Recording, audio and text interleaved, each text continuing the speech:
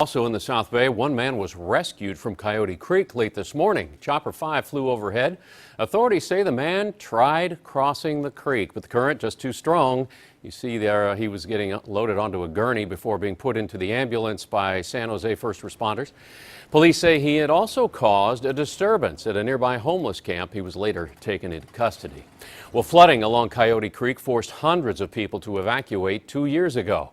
But there are no such concerns, apparently, for this next storm. KPIX 5's Wilson Walker near Anderson Reservoir to explain why. Wilson? Yeah, we're right at the base of Anderson Dam.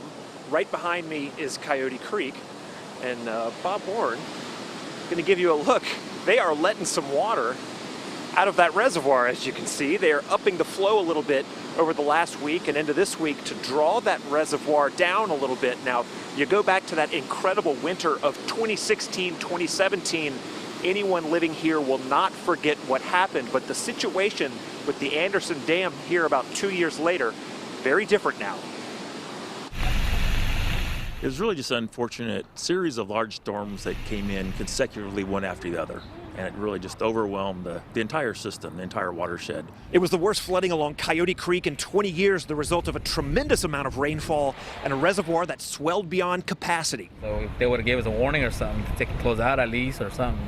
Today, in the same neighborhoods that were flooded, Coyote Creek seems relatively harmless, and the reservoir, far from spilling over, sits at just 38% capacity, and the idea is to let it get no higher than 58. The concern is in a large seismic event right at the dam could settle and crack, so we don't want more water in there that it could still hold back if that were to happen. So Anderson Reservoir is being kept well below capacity, decreasing the chances of a spillover for Coyote Creek, but that is also costing the district some storage capacity. In fact, half of Valley Water's 10 reservoirs are under some type of capacity limit until seismic improvements can be made, and here at Anderson, that will take about a decade. Well, we're hoping to start that project in 2021. It should take about 5 years for construction. So within about 10 years, we hope to have that reservoir fixed and back up to full capacity.